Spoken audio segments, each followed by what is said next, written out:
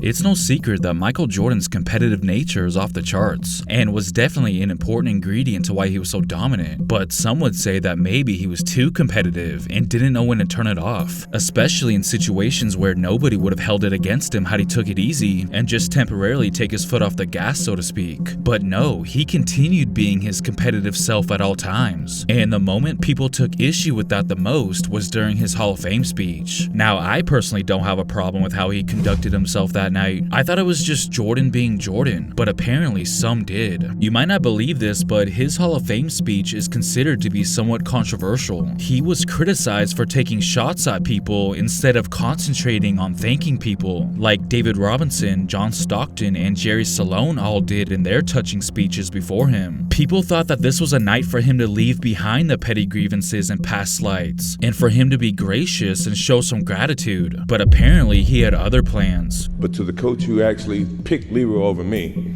I wanted to make sure you understood you made a mistake, dude.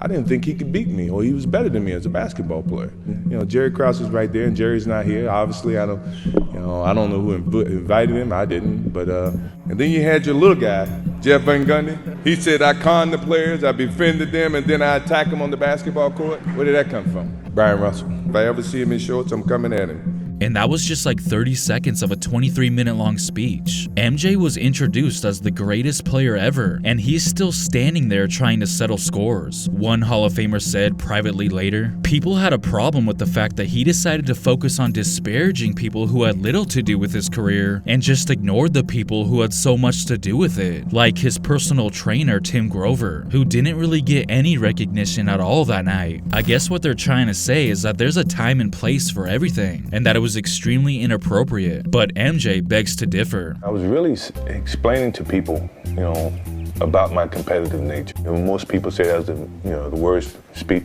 Okay, that's from your perspective. Right. If you understand it from my perspective, right, then you understand. I saw Pat Riley, he said, I totally get it. Right, it's your speech. I totally understand it. I go to my grave thinking, I say what I wanted to say, I'm not gonna change it. And if you don't think it was a great speech, that's what I felt.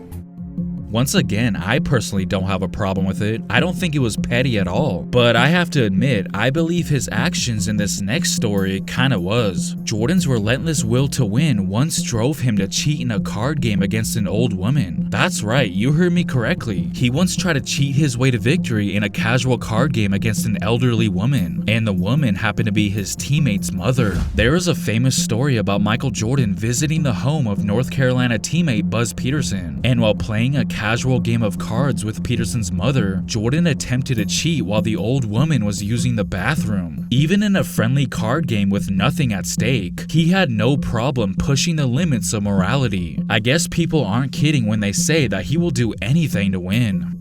Now, don't get me wrong, I definitely respect his competitive nature, but I just think he needs to relax a little bit in certain settings, which I believe he fully intended on doing during a charity game back in 1988, until country music legend Kenny Rogers appeared to want all the smoke. You see, it was actually Kenny Rogers' event called Kenny Rogers Classic Weekend. Everything was going great until Rogers scored on Michael Jordan, or should I say embarrassed Michael Jordan. That might be a better description. Faking him out near the top of the key. Get out of here, fella.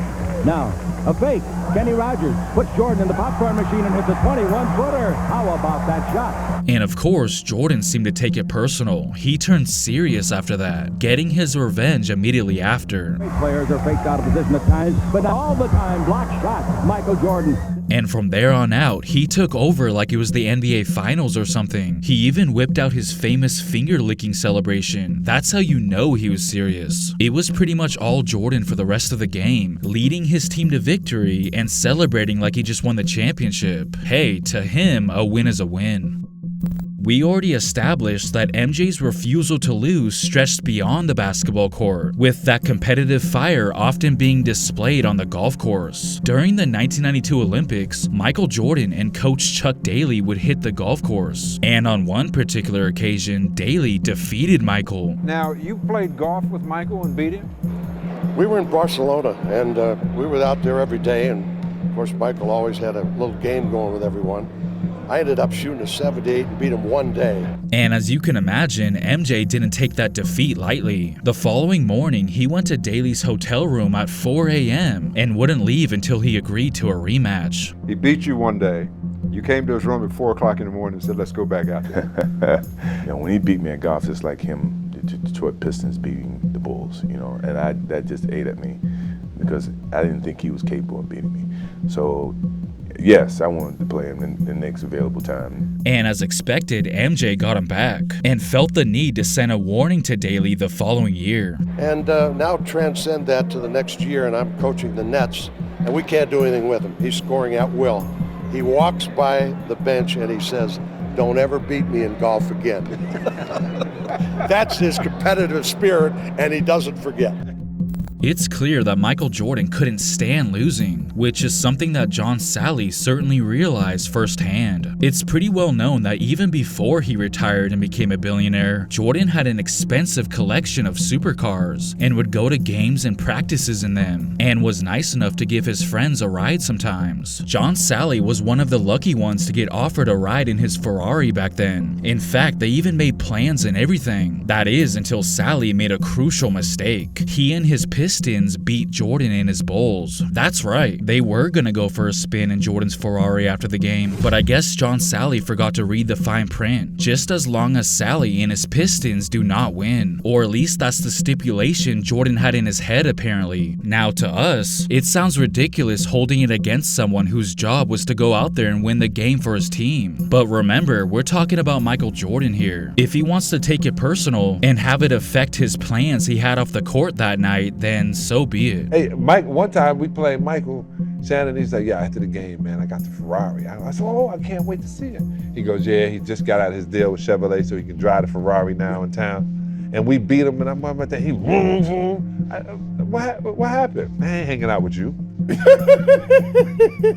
Salley should have known that Jordan literally didn't know how to leave his competitiveness on the court. He couldn't help himself, like how he would bet his teammates on whose bag would come out first on the luggage carousel, and he would make sure that he was victorious by paying off the baggage handler. Even when he should have been resting on the bench during a timeout, he just had to get in on the action when it came to the Dunkin' Donuts race, a longtime tradition that was shown on the United Center's Jumbotron specifically for the fans. But of course, he just had to turn everything into a wager, and once again went to great lengths to ensure that he won. One of his most famous cheating things that he used to do was, so when everybody goes to the game, it's still as popular now as it was back then, was the Dunkin' Donuts race, right?